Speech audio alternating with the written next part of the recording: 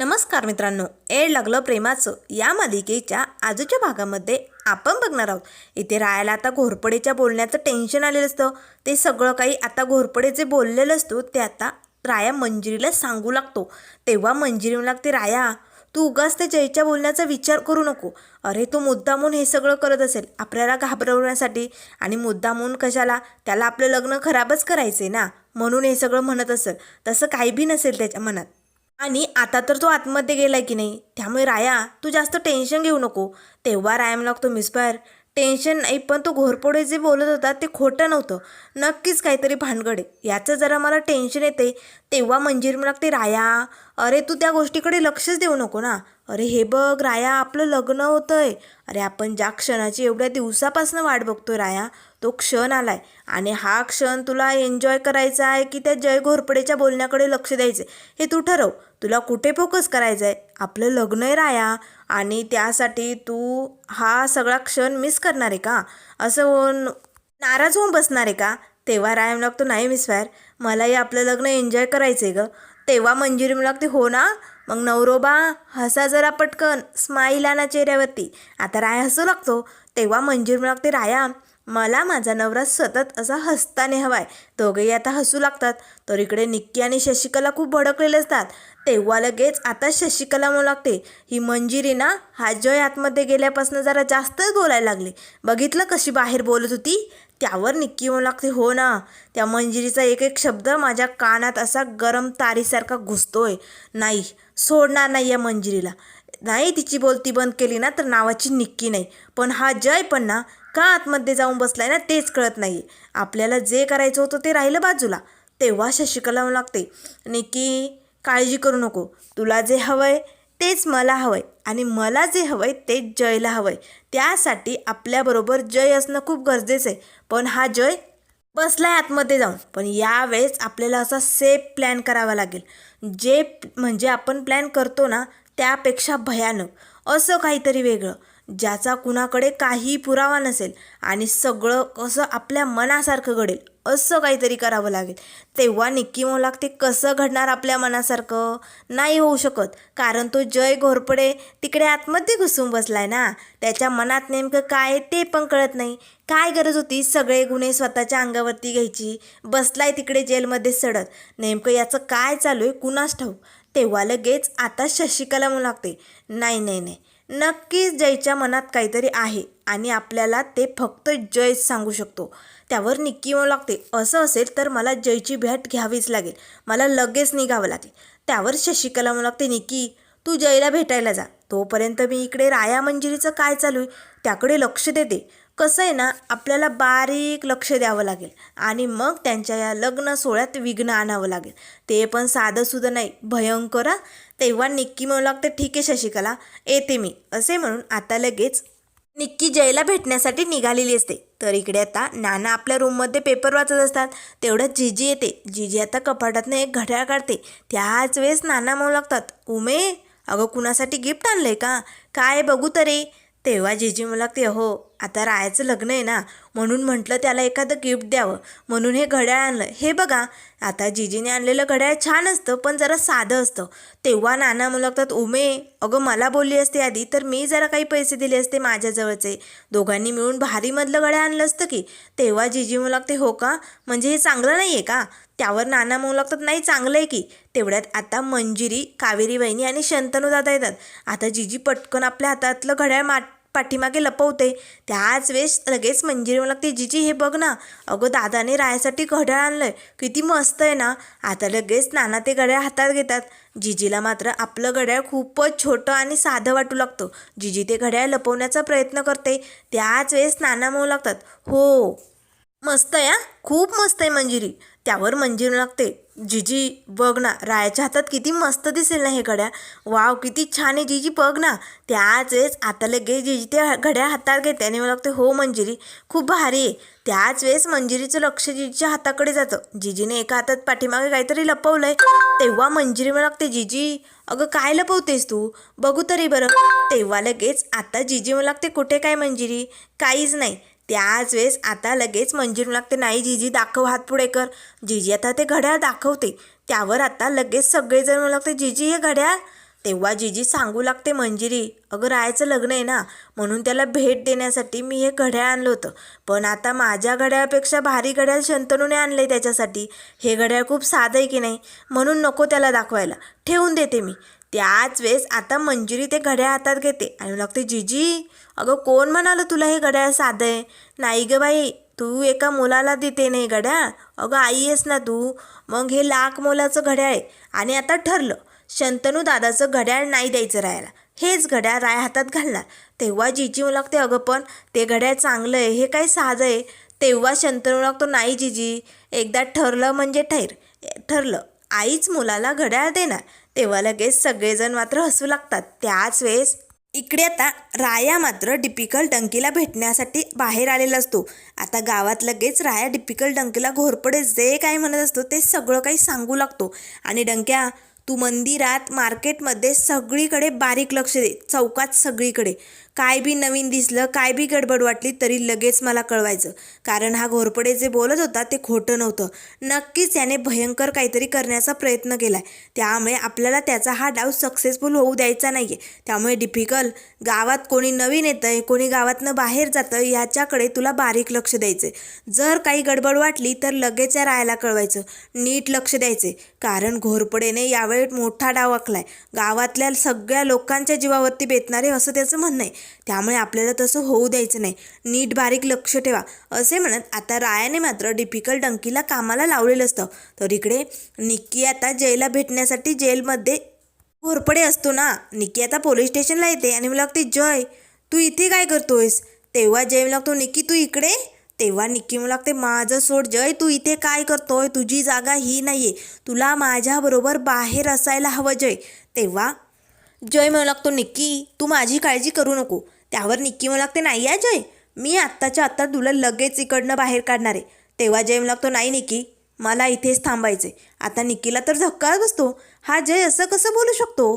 तेव्हा निक्की म्हणू लागते, जय डोक्यावर पडलाय का तू? अरे लोक इकडनं बाहेर निघण्यासाठी तरफड करतात, काय काय करत असतात, आणि तू एकमेव असा आहे की ज्याला इथे थांबायचे. नेमकं तुझ्या डोक्यात मनात काय चालू आहे सांगशील का? तेव्हा लगेच जय म्हणू लागतो, निक्की मी इकडे सेफ आहे आणि मी आता असं काही वादळ आणणार आहे ना या राया मंजिरीच्या आयुष्यात, ते खूप भयानक असेल. तेव्हा निक्की म्हणू लागते, नेमकं तुझा काय प्लॅन आहे सांगशील का? आता आपला जो काही प्लॅन असतो इथे आता जय निक्कीला सांगू लागतो. तर इकडे आता शंतनू दादा आणि कावेरी वहिनीने मंजिरीसाठी खूप साऱ्या साड्या आणलेल्या असतात. तेव्हा कावेरी वहिनी म्हणू लागते, मंजिरी तुला जी साडी आवडेल ती तू नेसू शकते, बघ बघ ट्राय करून बघ. आता मंजिरी लगेच आरशासमोर एक साडी घेऊन येते आणि आपल्या अंगावरती टाकून बघू लागते, पण त्या साडीची किंमत खूपच असते. तेव्हा मंजिरी लागते, दादा अरे या साड्या खूप महागड्या आहे, एवढ्या महागड्या साड्यांची काय गरज होती? तेव्हा कावेरी वहिनी म्हणू लागते, मंजिरी तू किंमत बघू नको, तू साडी तुला कुठली आवडते ती बघ. त्यावर शंतनू दादा म्हणू लागतो, हो मंजिरी, अबे आता पैशांचा विचार करू नको, तुझं लग्न आहे की नाही, मग तुला यातली जी साडी आवडेल ती तू लग्नात घाल, बघ बघ ट्राय कर. आता मंजिरी पुन्हा लगेच आरशासमोर येते. त्याच वेळेस राया आलेला असतो. राया मात्र दरवाजाच्या बाहेर हळूच डोकावून मिसफायरकडे बघत असतो. आता मंजिरीला ते आरशात दिसू लागतं. राया मात्र मिसफायरकडे बघून हसत असतो. आता शंतनू दादा आणि कावेरीचं लक्ष नाही आहे हे बघून आता मंजिरी लगेच रायाला खुणवते आणि आपल्या अंगावरती साड्या टाकून बघू लागते. राया सांगत असतो, ही नको ती नको. राया खुणावून तिला सगळं काही सांगत असतो. त्याप्रमाणे आता मंजिरी साड्यांची अदलाबदल करत असते. त्याच वेळेस एक हिरव्या रंगाची छान अशी साडी असते. तेव्हा लगेच राया आता मिसफायरच्या तोंडावरनं म्हणजे असं लांबनच मायेने असं हात फिरवतो, तिची दृष्ट काढतो जणू, आणि ही एक नंबर दिसते भारी असे सांगू लागतो. आता मंजिरी लगेच ही साडी डिक्लेअर करते आणि मला लागते, दादा मला ही आवडली हा.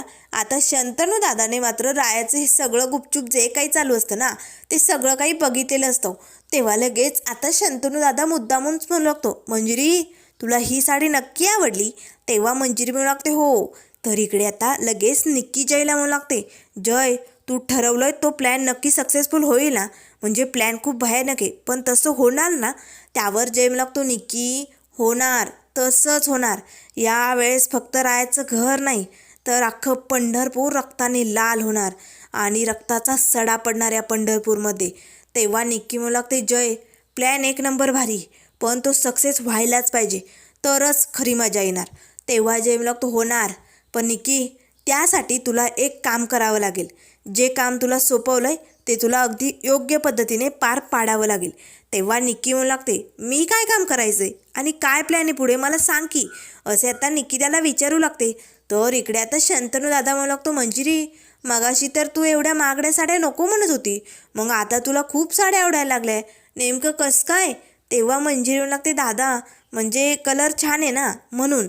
तेव्हा लगेच आता कावेरी म्हणू लागते, असं काय करत्या, घेऊ द्या की तिला साड्या. त्यावर शंतनू लागतो, नाही म्हणजे मी घ्यायला नाही म्हणत नाही आहे गं कावेरी, पण मंजिरीच्या आवडीनिवडी बदलल्यात आता. तिला आपल्या आवडीनिवडी नाही आवडत, आता तिला तिच्या नवऱ्याच्या आवडीनिवडी आवडायला लागल्यात ना. तेव्हा मंजिरी लागते, नाही म्हणजे असं नाही. त्यावर लगेच आता शंतनू लागतो, राया राया पटकन ये समोर, लपून बसू नको. आता मात्र इकडे रायाला धक्काच बसतो, अरे बापरे दादाने आपल्याला बघितलं होतं की काय. राया लगेच आता पटकन येतो आणि लागतो, दादा ते मी इकडनंच चाललो होतो ना, तुझा आवाज आला म्हणून इकडे वळालो, कशाला बोलवलं तू.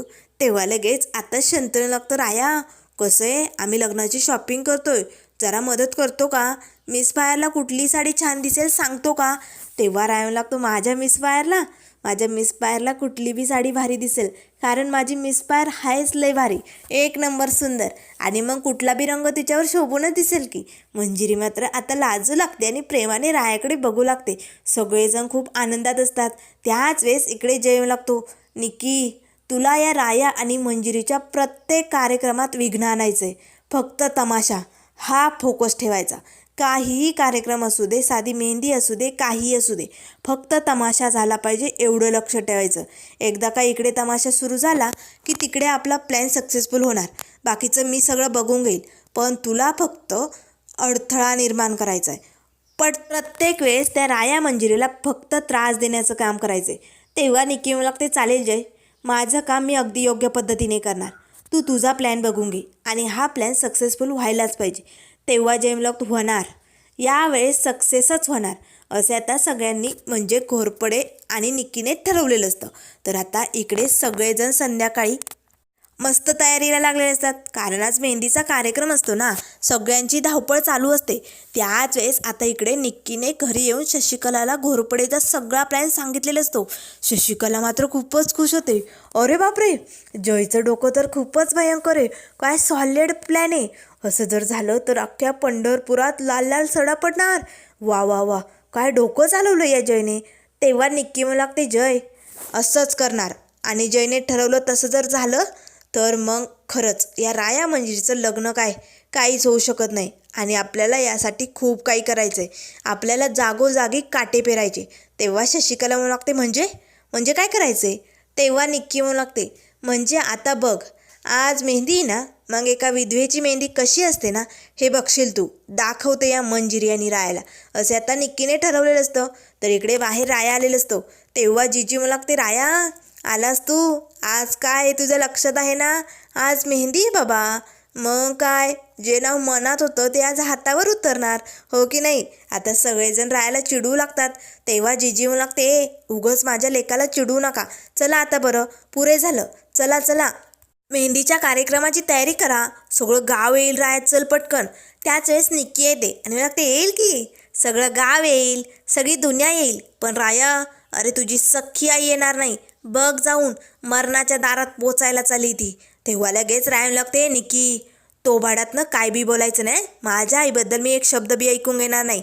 तेव्हा निक्की म्हणू लागते, हो अरे मग जा तुझ्या आईकडे जाऊन बघ, किती वेळ झाला ती शशिकला तिला जेवण भरवायचा प्रयत्न करते, पण एक घास खायला तयार नाही तुझी आई. सारखा माझा किसना कुठे, त्याला बोलव, माझा किसना कुठे, एवढंच टुमक लावून धरलंय, आणि जर आता ती जेवली नाही ना तर ती मरेलच, तुझी मेहंदी पण होणार नाही. आता रायाला मात्र राग येतो. तेव्हा निक्की म्हणू लागते, माझ्यावरती राग काढण्यासाठी जाऊन तुझ्या आईकडे बघ कशी करते वेड्यासारखी, जा. आता सगळेजण इकडे धावतच लगेच आतमध्ये येतात.